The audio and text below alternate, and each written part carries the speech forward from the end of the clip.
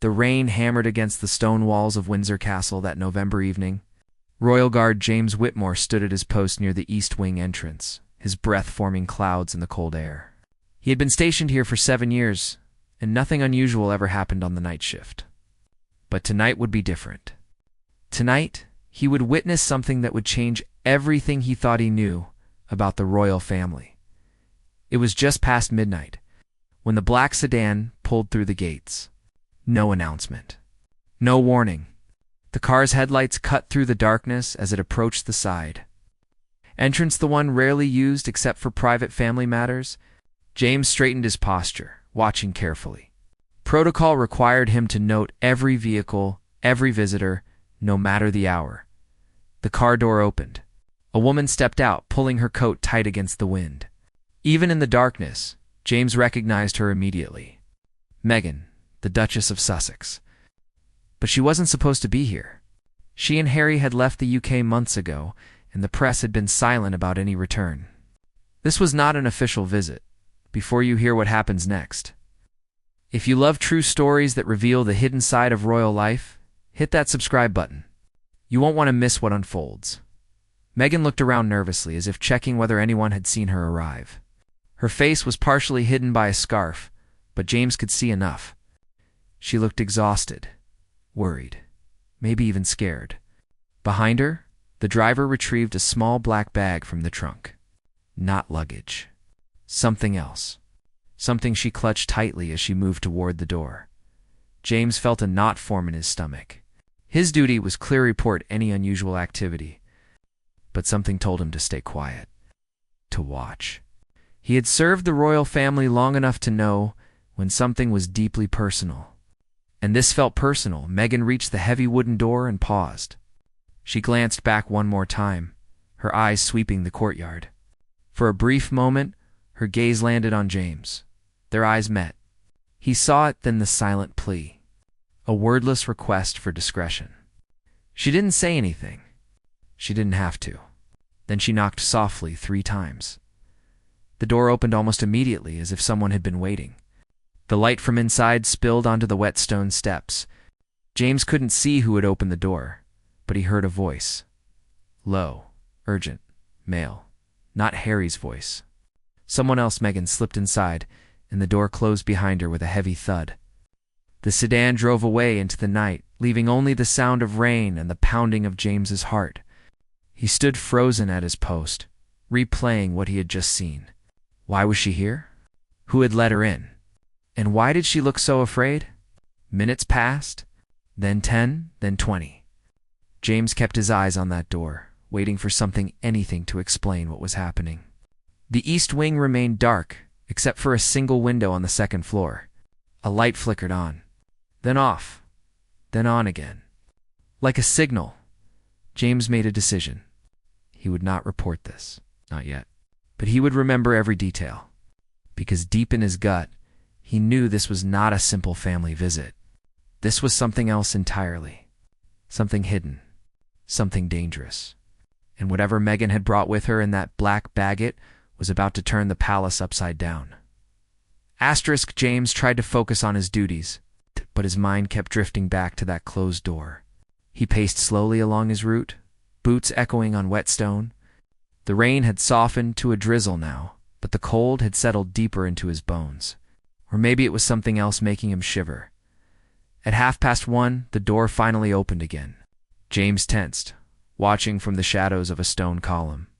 Meghan emerged first, moving quickly. But she wasn't alone. A tall figure followed her, someone in a dark overcoat, with the collar turned up. James squinted through the dim light. The man's posture was familiar. Military bearing. Confident stride. Then the security light caught his face for just a second. Prince William. James felt his pulse quicken. William? Here. At this hour? Meeting Meghan in secret? Nothing about this made sense. The two had been distant for years. The entire world knew that. The press had written countless articles about the tension between them, about the family divide. So why were they meeting alone, in darkness, away from everyone? They stood close together near the door, speaking in hushed tones. William's face looked tense, serious. Meghan gestured with her hands, emphasizing something important. James couldn't hear their words, but he could read their body language. This wasn't a casual conversation. This was urgent, critical. William reached out and placed a hand on Meghan's shoulder, a gesture that surprised. James had looked almost protective. Then Meghan handed William the black bag. He took it, opened it slightly, and looked inside. Even from a distance, James saw William's expression change. His jaw tightened. His eyes widened. Whatever was in that bag had shaken him. William nodded slowly, said something brief, then turned and walked quickly back inside. The door closed behind him, leaving Meghan standing alone in the courtyard. She stood there for a long moment, staring at the closed door. Her shoulders sagged, as if a heavy weight had just been lifted or, perhaps, placed on someone else. She pulled out her phone, typed something quickly, then walked toward the side gate where another car was waiting. This one had been parked in the shadows, hidden from the main courtyard.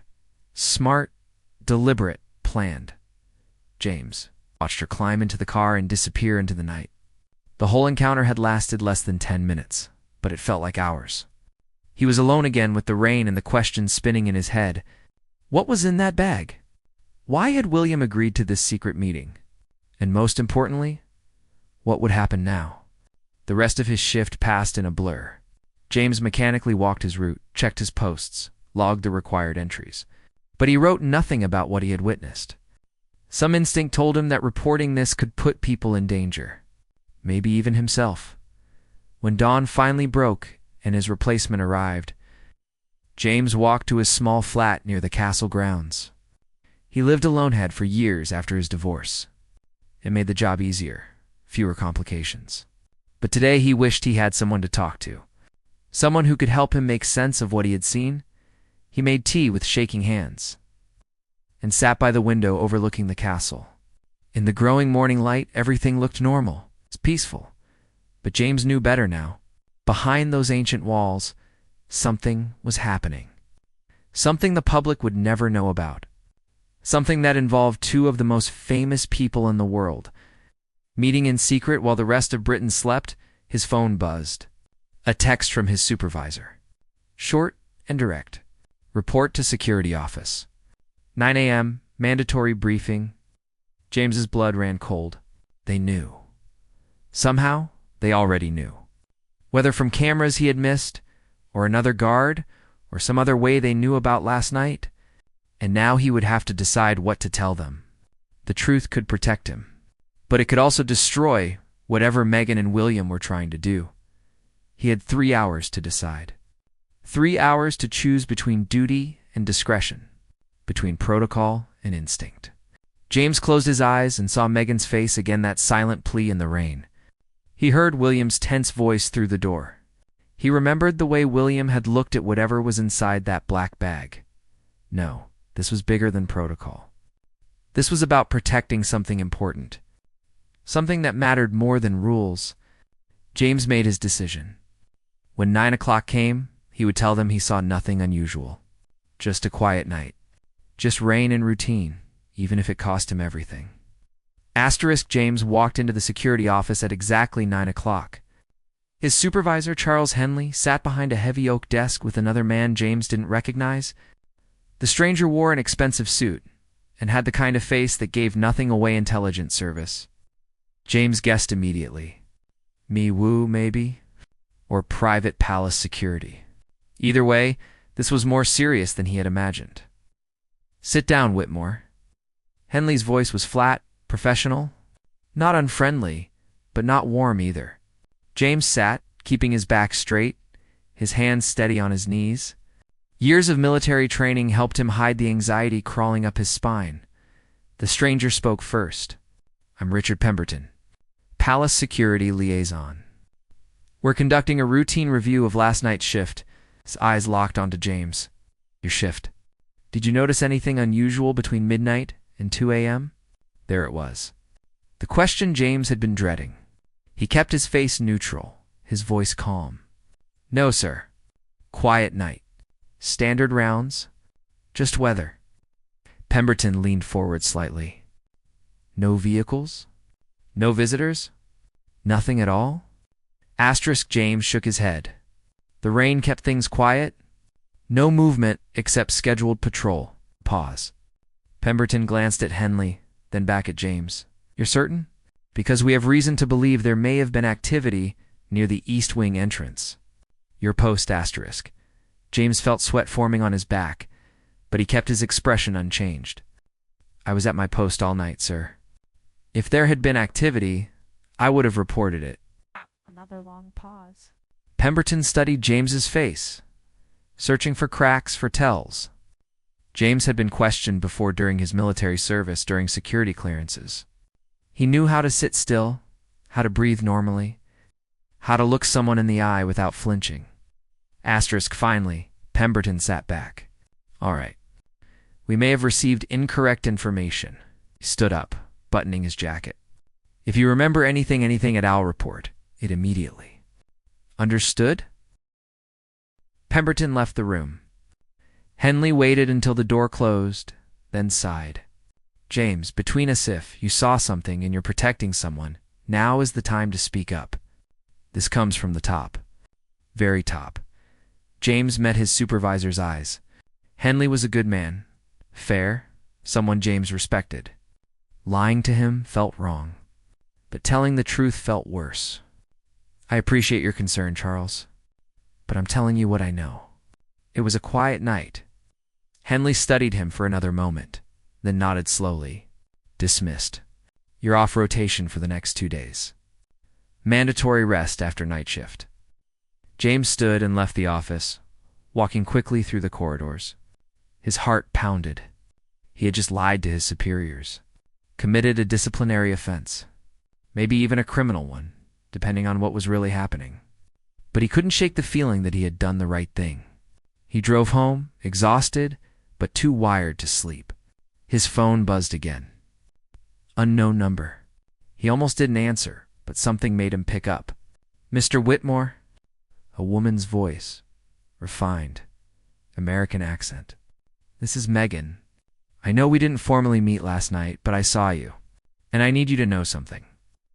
Your Highness, please just listen. What you saw last night, it wasn't what you think. I wasn't sneaking around. I was bringing evidence. Proof of something that threatens not just my family, but the entire institution. Letters, documents, things that have been buried for years. James sat down heavily on his couch. Why are you telling me this? Because you protected me? You didn't report what you saw. That took courage. And now, I need your help. My help. I'm just a guard, no? Her voice was firm. You're someone who made a choice. Someone who values truth over rules. That's exactly what we need right now. James ran a hand through his hair. What kind of evidence? The kind that proves someone very powerful has been manipulating events for years. Creating divisions. Spreading lies. Not just about me and Harry, about William too. About Catherine. About all of us. Someone who benefits from family conflict. Who? A pause. I can't say over the phone. But if you're willing to help, there's more work to be done. More documents to protect. More truth to bring to light. William and I, we've made peace. We've joined forces. But we can't do this alone. We need people on the inside. People who can't be bought or intimidated.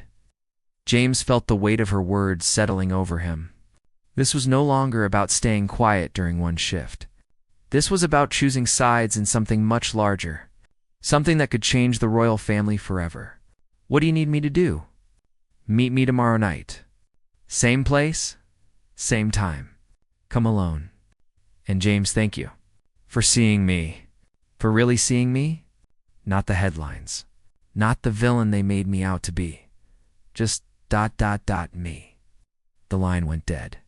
James sat in silence, staring at his phone. 24 hours ago, he had been a royal guard with a simple job and a quiet life. Now he was part of a conspiracy, a secret alliance, a mission to expose someone powerful enough to manipulate the monarchy itself. He should refuse, walk away, report everything, and let others handle it. But when he closed his eyes, he saw Meghan's face again, exhausted, frightened, but determined. He saw William's shocked expression when he looked inside that bag. These weren't people playing games. These were people fighting for something real. James made his choice. Tomorrow night, he would go back. He would meet Meghan again, and he would help them uncover whatever truth was buried inside those palace walls, even if it destroyed everything he had built, even if it cost him his career, his reputation, his freedom. Some things were bigger than one man's safety. Some truths needed to come out, no matter the price. The next evening arrived too quickly. James spent the day trying to act normal grocery shopping, watching television, answering a few texts from colleagues. But his mind was elsewhere, running through scenarios, weighing risks, questioning his sanity. He was about to meet secretly with the Duchess, to involve himself in palace intrigue that could end his career, or worse.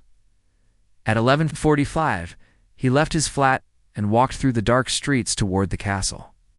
He wore civilian clothes, jeans, dark jacket, nothing that would identify him as palace security. The night was clearer than before, cold and crisp, with stars visible between scattered clouds. His breath formed white puffs as he approached the east wing gate. A figure stepped from the shadows near the wall. James tensed, hand instinctively moving toward his phone. Then he recognized the silhouette. Meghan, dressed in dark clothing, a wool cap covering her distinctive hair. She looked different than in photographs, smaller, more vulnerable, but also more focused, determined. "Thank you for coming." Her voice was quiet but steady. "I wasn't sure you would. I almost didn't." James glanced around. "Are we safe here?" "For now. The cameras on this section have a blind spot. We have about 15 minutes. She pulled an envelope from inside her jacket. "I need you to understand what's really happening before you decide whether to help us." She handed him the envelope. Inside were photocopies, letters, emails, text messages. James pulled out his phone and used the light to read. The first document was a letter dated 3 years ago, from someone with the initials LM, to an unknown recipient. The content made his blood run cold. "Continued separation between the brothers serves our long-term interests. The narrative must remain that Meghan is the divisive force. Public sympathy must stay with William. Recommend continued press releases, emphasizing family tension." James looked up. "Who is LM?" "Lord Marcus Ashford. Senior advisor to the Queen before she passed. But his influence didn't end there. He's now the key advisor to several family members. And he's been orchestrating this division for years. But why? What does he gain?" Meghan's expression hardened. Control, influence. As long as the family is fractured, he's indispensable. He's the mediator, the trusted advisor, the one who claims to understand both sides. He's built his entire position on keeping us apart. James flipped through more documents. Text messages between Ashford and various media contacts. Leaked stories about Meghan, about Harry, about supposed arguments and conflicts, all traced back to Ashford's manipulation. Payments to tabloid journalists. Carefully timed releases of damaging information. This is ... James struggled for words. This is massive. If this gets out, it would destroy him, and it would reveal how much damage one person can do from inside the institution. But here's the problem. Meghan took a deep breath. Ashford knows we're on to him. He's been watching, waiting, and he has powerful allies who benefit from the current situation. People who don't want reconciliation, people who profit from scandal. So why tell me? Why involve me at all? Because William and I can't move freely. We're watched constantly. Every meeting, every phone call, every email is monitored. But you're invisible. A royal guard. Someone with access, but no profile. You can go places we can't. You can retrieve documents we can't reach. You can help us build an airtight case before Ashford realizes what's happening. James felt the weight of it all pressing down on him. What exactly are you asking me to do? There's a safe in Ashford's office. Private office in St. James's Palace. We believe he keeps the original documents there, the ones that prove everything. Contracts, payment records, correspondence with foreign press outlets. The photocopies I have aren't enough. We need the originals to make charges stick. You want me to break into his safe? I want you to help us save the family. Meghan's eyes met his. I know how this sounds. I know what I'm asking. But James, this man has destroyed relationships, ruined reputations, turned family members against each other, all for his own power. He took advantage of me being an outsider. He used real cultural tensions and amplified them. He made me into a villain so he could stay relevant. James was silent, processing. Even if I wanted to help, I don't have access to St. James's. I'm assigned to Windsor. William can arrange a temporary transfer. 1 shift. That's all we need. The combination to the safe, we already have it. From someone else inside who's had enough of Ashford's games. All you have to do is open it. Photograph everything inside with this. She handed him a small camera. And get out, that's all. James almost laughed at the absurdity. That's breaking and entering. Theft. Possibly treason, depending on what's in there. It's exposing corruption. It's protecting the monarchy from someone who's poisoning it from within. But yes, it's also illegal and dangerous. If you're caught, we can't protect you. Not publicly. Ashford would make sure you took the fall alone. James looked down at the camera in his hand. Such a small thing. Such enormous consequences. He thought about his life's 7 years of service, a modest flat, a quiet existence. He had always followed rules, respected hierarchy, trusted the system, and now he was being asked to betray all of that. But he also thought about those documents, about the deliberate, calculated cruelty of someone destroying a family for personal gain, about Meghan's exhausted face in the rain, about William's shock when he saw what was in that bag, about truth buried under layers of lies and manipulation. When would this happen? Meghan's expression softened with relief. 3 days. Thursday night. Late shift at St. James's. In and out in 20 minutes. No one gets hurt. No one even knows until we release everything at once, with lawyers, with evidence, with witnesses who can corroborate. We end this cleanly, and if something goes wrong, then we all pay the price. Me, William, you, everyone who tried to stop him. She paused. But if we do nothing, this continues. The lies continue. The division continues. And Ashford wins. James closed his eyes and made his decision. Not because it was safe, not because it was smart, but because it was right. Okay, I'll do it. Tell William to arrange the transfer. Meghan reached out and squeezed his hand briefly. Thank you. Truly, you're braver than you know. She disappeared into the shadows, leaving James alone with a camera that felt like it weighed 1,000 pounds. 3 days? 3 days until he crossed a line he could never uncross. 3 days until he became either a hero or a criminal, depending on how the story ended. He walked back to his flat through empty streets, mind racing with possibilities and fears. But beneath it all, a strange calm settled over him. For the first time in years, he felt like he was doing something that mattered. Something bigger than guard duty and protocol.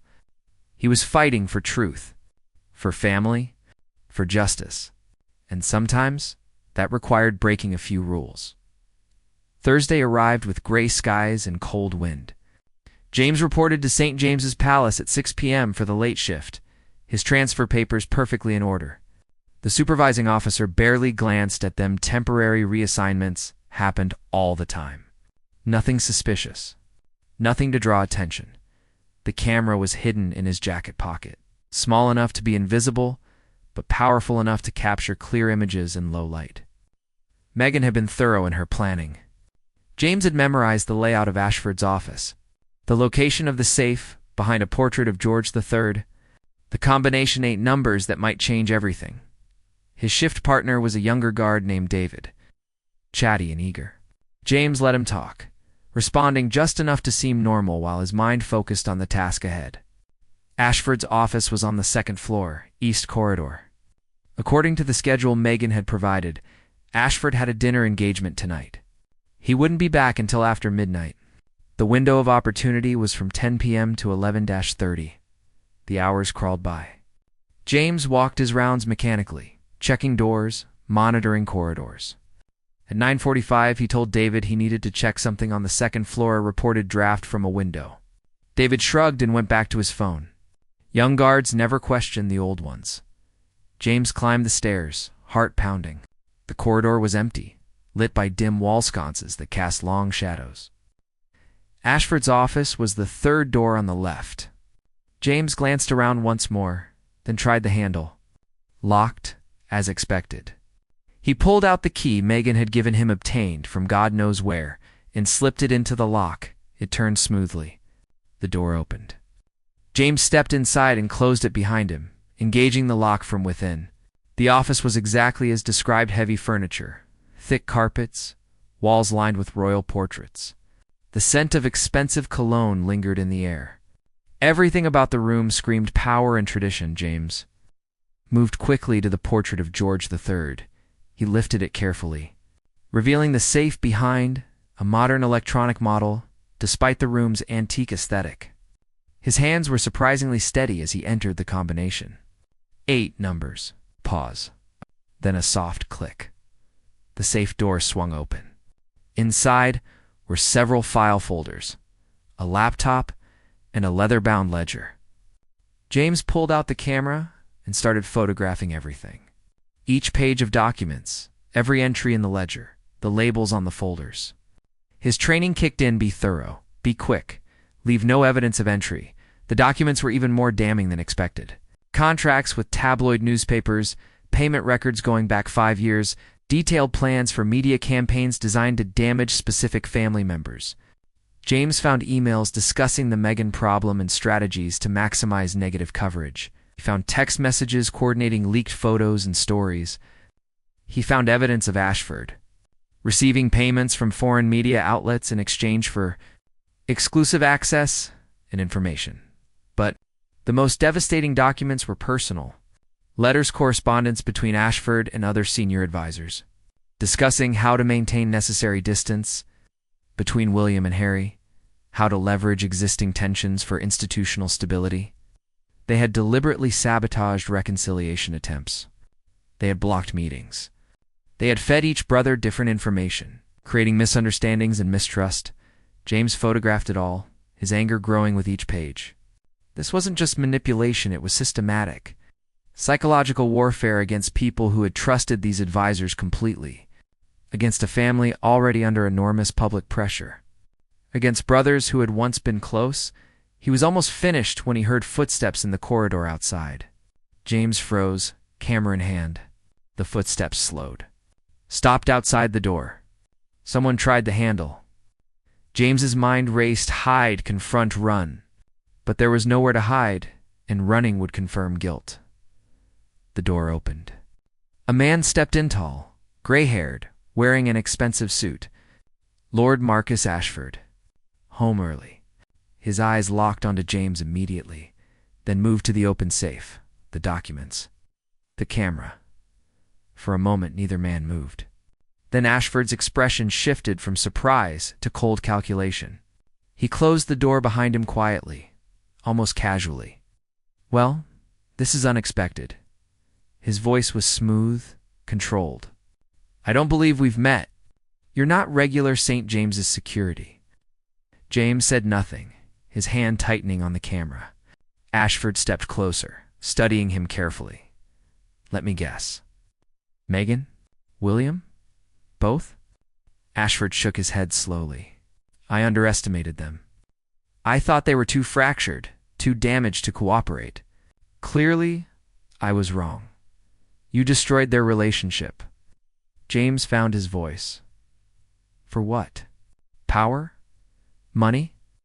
"For stability." Ashford's tone remained calm. "The monarchy requires careful management. Sometimes that means difficult choices, controlled conflicts, strategic separations. You don't understand the bigger picture. I understand you're a manipulator who betrayed people who trusted you." Ashford smiled thinly. "Such moral certainty. How refreshing. But here's your problem, Mr. Whitmore. Mr. Whitmore, you're currently committing several crimes: breaking and entering, theft of confidential documents, breach of palace security. Even if those photographs prove everything you think they prove, you'll be arrested long before they see daylight. I'll make sure of it." James felt the trap closing. Ashford was right without protection. Without official backing, James was just a criminal caught in the act. The evidence might expose Ashford eventually, but James would be destroyed in the process. Unless... Ashford moved to his desk, pulling out a checkbook. "Unless we reach an understanding, I'm a reasonable man, Mr. Whitmore. I recognize courage even when it's misguided. That camera, the photographs, give them to me now, and I'll pay you more than you'd earn in 10 years of guard duty. You walk out of here. Continue your life. No consequences. No investigations." James looked at the checkbook, then at Ashford's confident face. The man actually thought this would work, that everything could be bought, that loyalty, truth, decency, all had a price. "No." Ashford's expression hardened. "Then you're a fool. You'll lose everything. Your career, your freedom, possibly your life. These aren't games, Mr. Whitmore. People who threaten the institution tend to meet unfortunate ends. Is that a threat?" "It's a fact. One I'm offering you a chance to avoid." Ford extended his hand. "The camera. Last chance." James made his decision. In one smooth motion, he raised the camera and took one final photograph of Ashford's face in his office at this exact moment. Evidence that they had confronted each other. Evidence that Ashford had tried to buy him off. Then James moved toward the door. Ashford grabbed his arm. "You're not leaving with that camera." James twisted free, his military training taking over. "Yes, I am. And if anything happens to me tonight, if I have any kind of accident or disappear, these photos go public automatically. I'm not stupid. I made arrangements." He hadn't actually, but the bluff was convincing enough. Ashford hesitated, recalculating odds. That moment of hesitation was all James needed. He yanked open the door and ran. Behind him, he heard Ashford shouting. Alarms began to sound. James sprinted down the corridor, down the stairs, past a startled David, out into the night.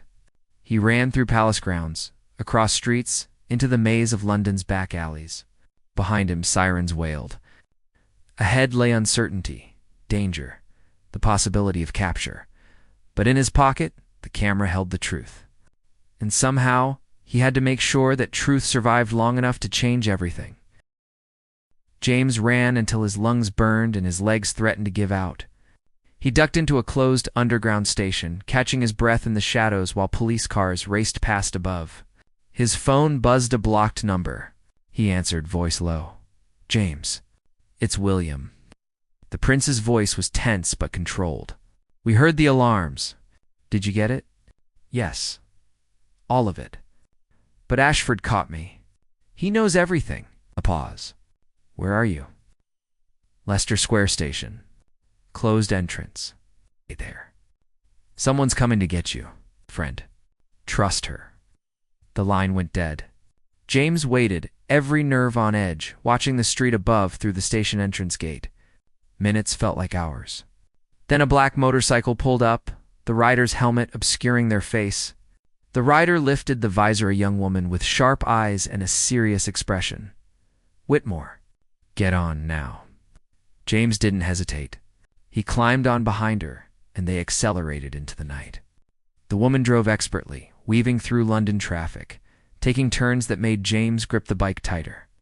They finally stopped in an underground parking garage in a nondescript building.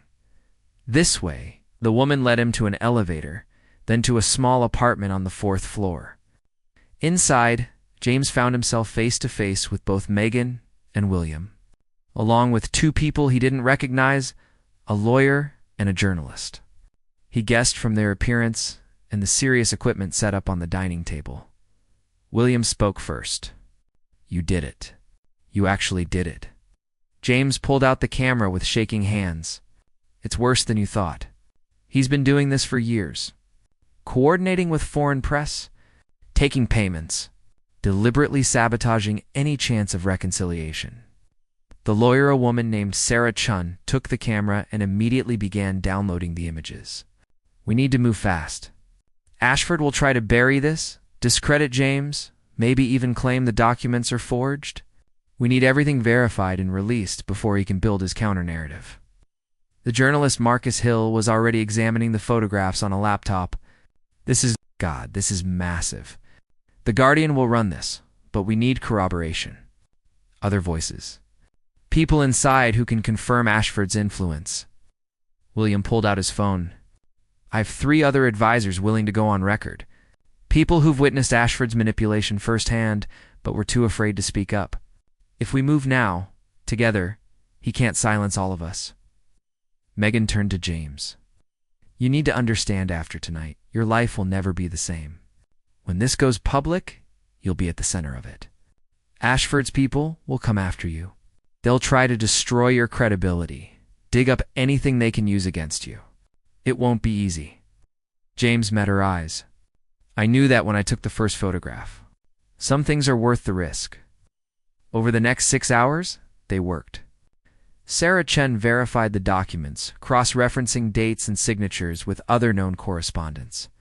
Marcus Hill interviewed James, William, and Meghan on camera, capturing their statements. William contacted the other advisors, bringing them to the apartment one by one, each adding their piece to the growing evidence. By dawn, they had built an unassailable case. Payment records matched bank statements. Email timestamps aligned with published stories. Text messages showed clear coordination between Ashford and tabloid editors.